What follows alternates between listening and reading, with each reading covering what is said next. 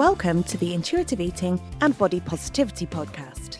I'm Terry and I'll be talking about all things intuitive eating, body positivity and health at every size, and shaking off weight stigma, diet culture and food rules so that we can all have a better relationship with food and our bodies.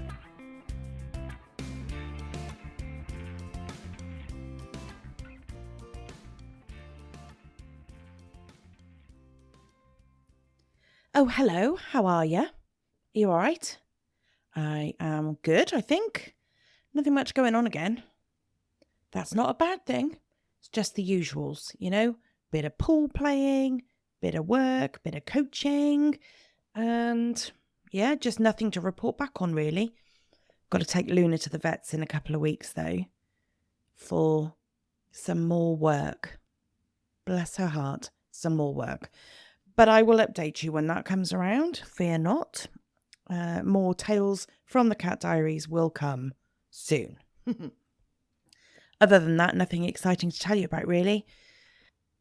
I did have a really good Eat From Within session this week. My membership. Remember that? We had a workshop session this week and we were talking about habits. We're talking about habits and how they show up in life, whether they're good habits or not so good habits.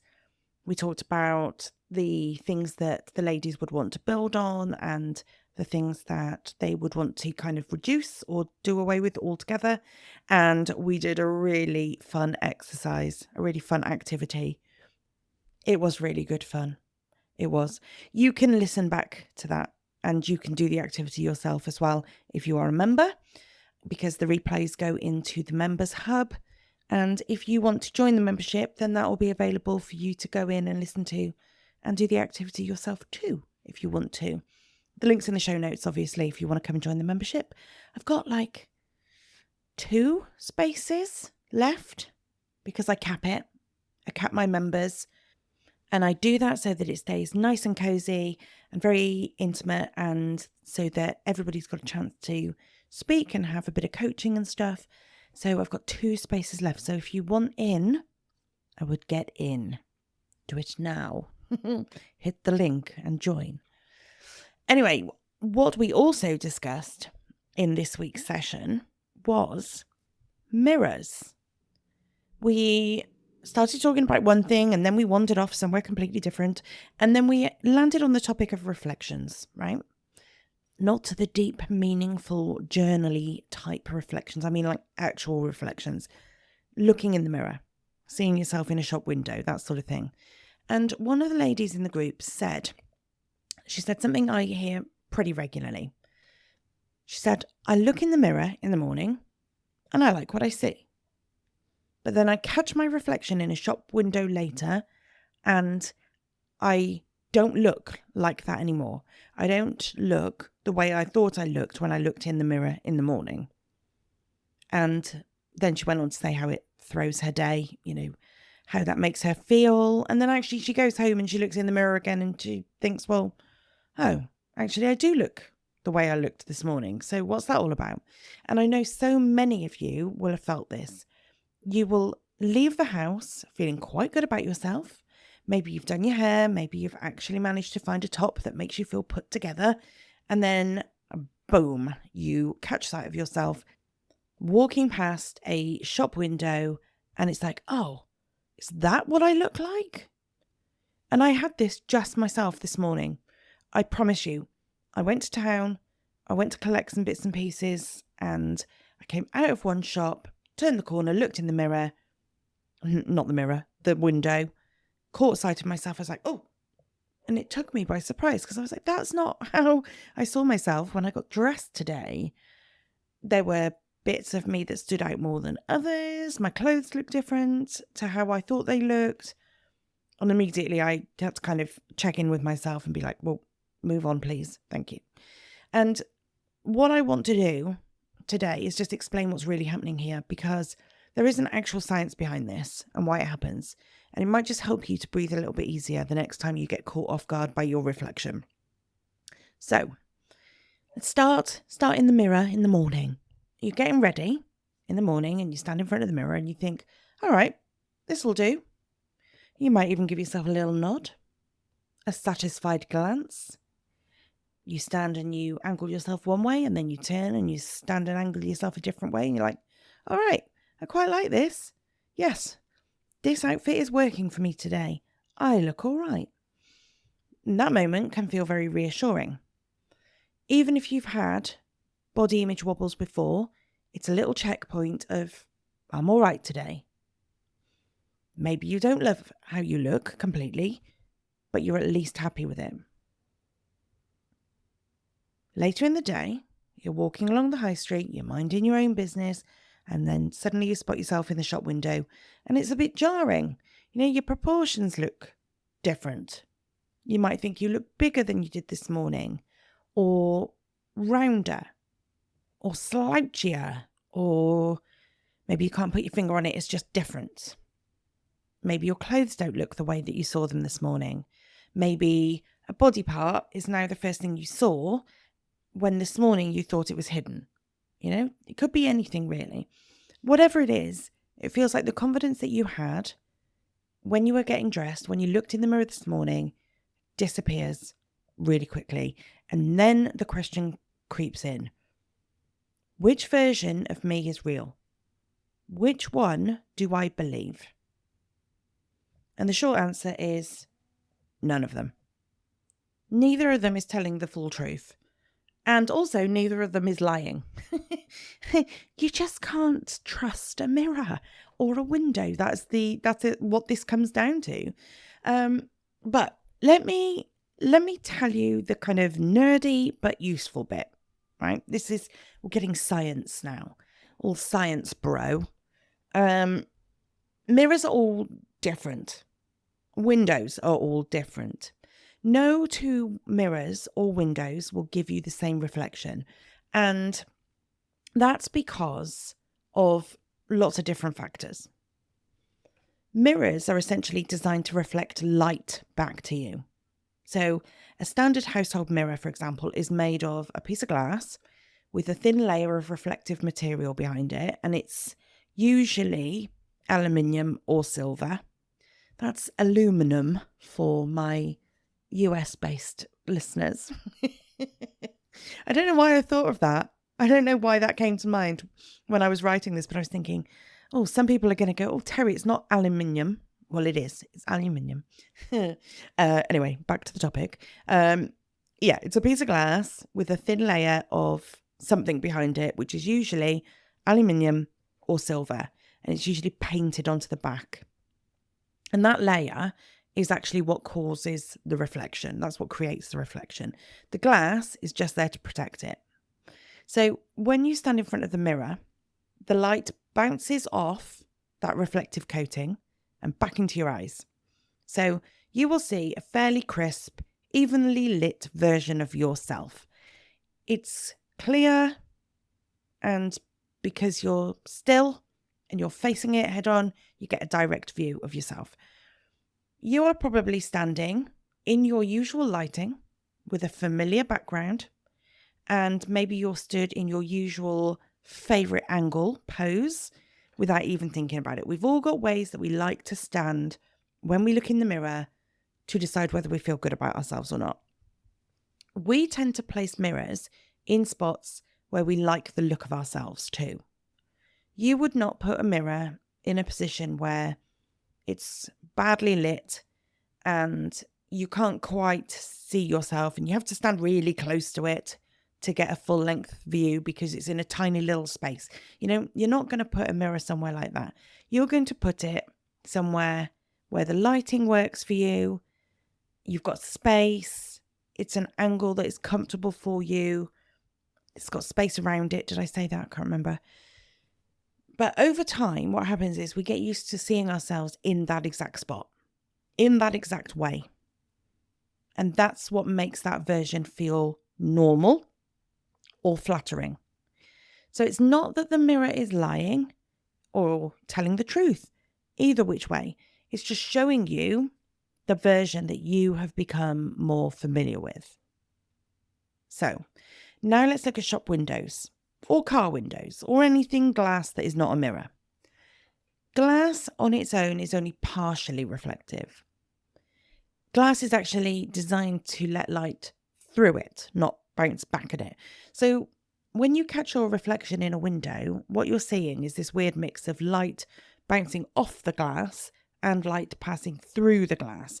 And the result is this weird, dull, slightly ghost-like version of yourself, which is overlaid onto whatever is behind the glass. So if you've got a brightly lit shop display behind that glass, your reflection is going to be harder to see.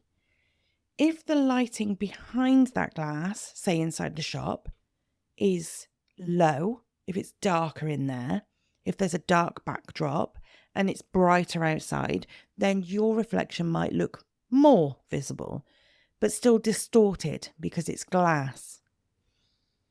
Windows are also rarely flat.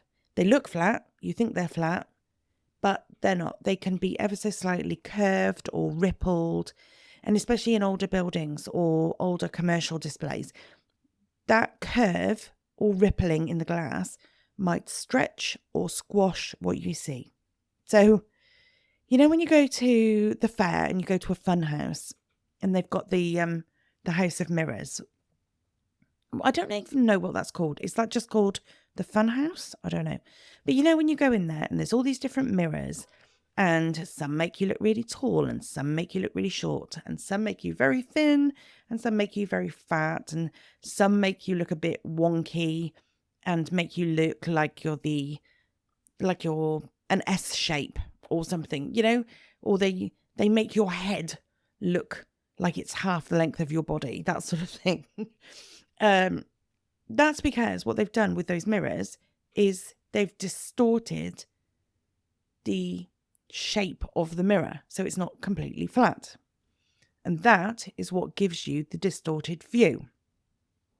That is what's happening in the shop window, or whatever glass you're looking into, just very, very subtly, because you can't see those curves. It's not a funhouse mirror. It is just a piece of glass, but it's got these defects. It's not completely flat. And don't forget, you're probably also moving when you see yourself in a window. You're mid-step, or you're turning round, you're juggling shopping bags. You're not posed, you're not standing still. So your body isn't at its most intentional shape, shall we say. So when you compare a still, well-lit mirror with a passing, glassy, light bouncing window moment, it's no wonder that you feel like you're seeing two different people. The quality of the mirror itself makes a difference too, not just these little defects. Cheaper mirrors are more likely to be slightly warped. So they're going to give you a stretched or a compressed image without you even realizing it. And some mirrors have a tint to the glass or a thinner layer of that reflective coating, which can also alter the colour and the sharpness of the mirror.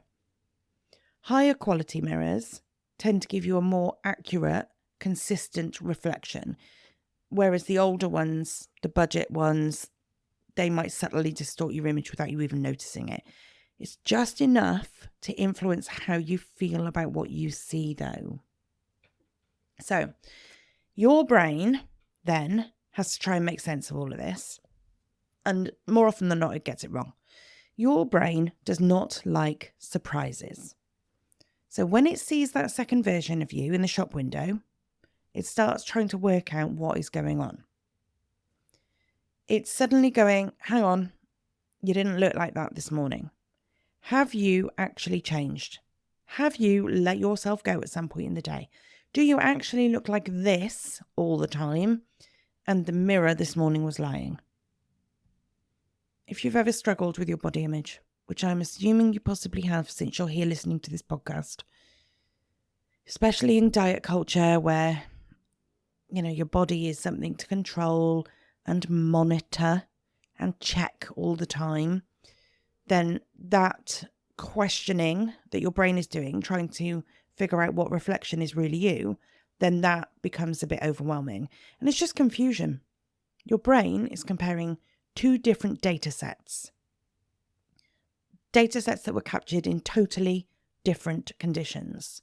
It's like comparing a selfie to a blurry screenshot from a video call. Both technically you, but neither is the full picture. Does that make sense? So then, which version do you believe? Which version of you is the real one? This is what I think. And it's not going to be clear, I promise. But this is what I think. Both are real, but also both are fake. Yes? Contradictory much? They are just reflections. They are just things that you see filtered through light, through glass, through angles, through motion. They do not capture your energy. They don't know what you're like when you laugh.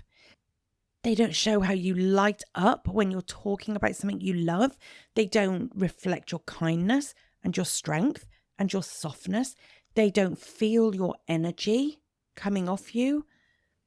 They can't tell you that. So the shop window, the mirror, neither of them, they are giving you the whole truth. They're just little glimpses filtered through different lenses. And neither of them gets to decide and tell you which one is the real you and how worthy you are and how good you should feel about yourself and how beautiful you are. So which reflection is the real one? Who knows? Like, actually, who knows? Who knows? With all of this at play, how can you possibly know which reflection is showing you the closest version of yourself? You just can't answer that question. You'd have to set up a scientifically controlled space to get a true, exact reflection of yourself that you could 100% rely on. The mirror would have to be so precisely made that it had zero imperfections and the perfect layer of coating on the back of it. And the lighting would have to have been scientifically controlled and reflected at the right angles in a room where the light is controlled, so no windows and things like that. And then you would have to stand perfectly still and in such a precise position to get that snapshot of your actual true reflection, the actual true version of you and what you look like. It is an impossible task, isn't it? We can't have that. Well, we probably could have that if we were willing to throw an awful lot of money at it to get it done. Oh, I think I'd quite like that though. I would like to see the actual perfect reflection of myself. And then I could go and look in these other things and go, you do not look like that. That is absolutely not you. That looks ridiculous. That is not you. You know what? Even people looking at you, I'm just thinking about this now. I've gone on in my brain. It's kind of gone on a tangent. I was about to say that the only person that gets to see the true you is somebody else looking at you. But that's not even true, because their eyes will see and function differently to somebody else's eyes, and somebody else will be stood in a different position to that person, and the light comes into play, and how you're standing, you will be moving and all that sort of thing. Nobody knows the actual true view of you. How mad is that? That's blown my tiny little brain.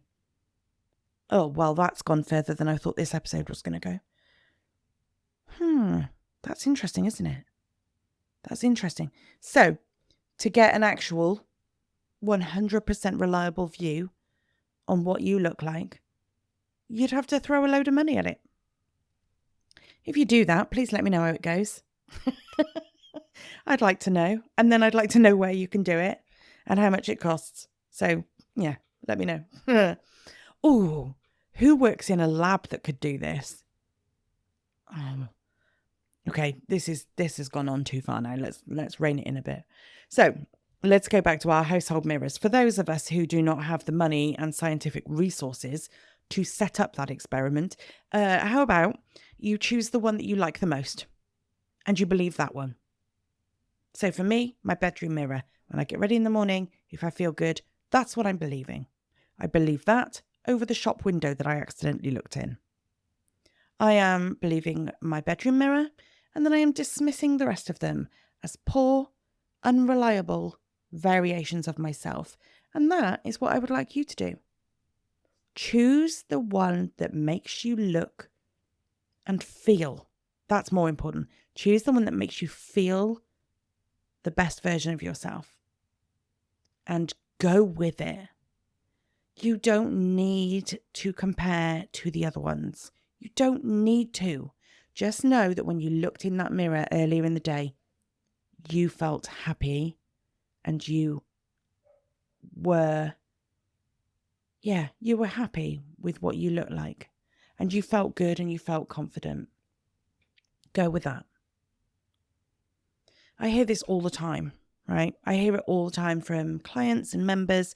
So if this is something you wrestle with as well, if your reflection regularly makes you question yourself or brings up a lot of emotion for you, then you don't have to carry that alone. Hopefully, this has helped explain it and explain why that happens. But if you want help working through it, that's exactly the sort of thing that we can explain. That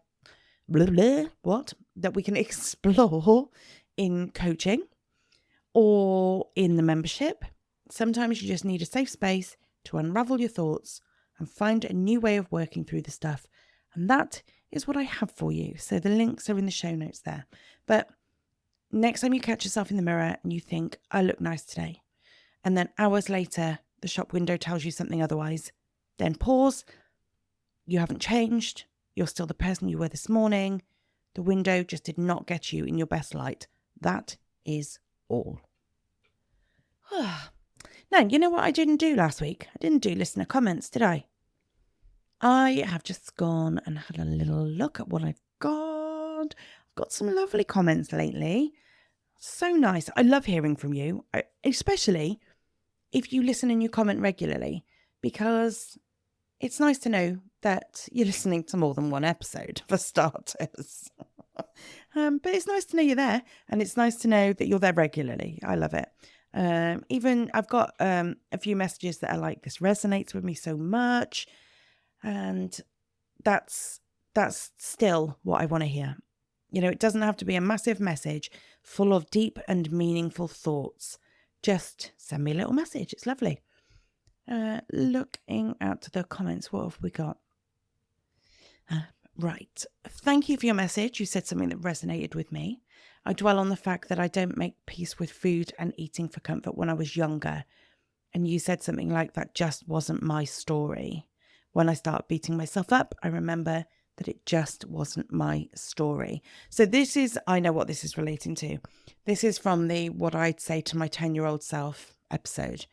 And I was saying in there that some people have grown up not having food and body issues.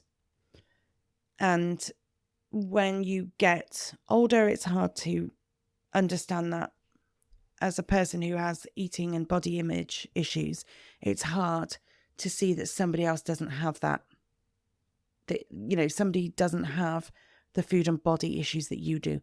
And you're like, how? How do they possibly not have these hang-ups that I have? That just wasn't my story. My story was everything that's brought me here. So that's lovely. I love that you've been able to take that and be like, it just wasn't my story. That's nice.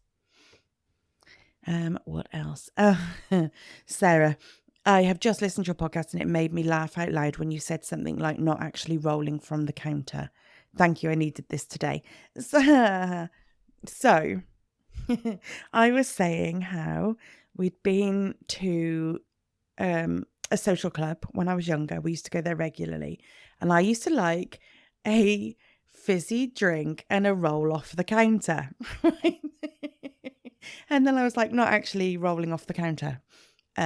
Because that's what I heard in my head when I said it out loud. I was like, I have a fizzy drink and a roll off the counter. And what I meant was, I have a fizzy drink and a cheese roll off the bar. But it sounded like a fizzy drink and I was rolling off the counter. Anyway, go listen to the episode and you'll know exactly what I mean. But I'm glad that made you chuckle.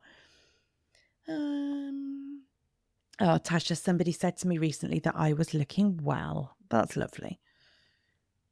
Oh, I like this one. Ray, I find berating someone for not making food from scratch is as extreme as condemning them for not growing or raising the food to start with. And bartering. Yeah. So this was about the episode that's called There's No Shame in a Jar of Sauce. And I was talking about convenience foods. Go back and listen to it. It's all about how we accept and we include convenience foods in our lives.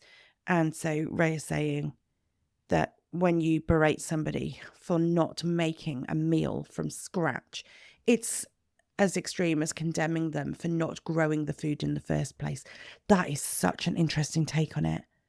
Such an interesting take. Yeah, it's good. Thank you. There's so many. There's so many lovely, lovely messages. Hi, Terry, I'm on your email list. Yay, Tasha, that's brilliant. I don't use LinkedIn or Instagram. That is so good. This is the thing. So, hang on, rewind. I have said in several episodes, actually, be on my email list because you get things every week that people don't get on the podcast, people don't get from social media, that sort of thing. You'll get an extra message on a weekend, a little story or an update from me that nobody else gets. But not only that, social media is not a given. It can get taken away at any given time. My email list is mine. You can't take that away from me. So if you're on my email list and I suddenly disappear off social media, then how do you stay in touch with me? And that's quite interesting in that this also, yes, I hadn't thought about this, but it applies to people who are not on social media. Some people are not on Instagram and LinkedIn. I've decided to take a massive step back from Facebook for reasons which I won't go into now because you don't have the time or the will to listen to my rant about that.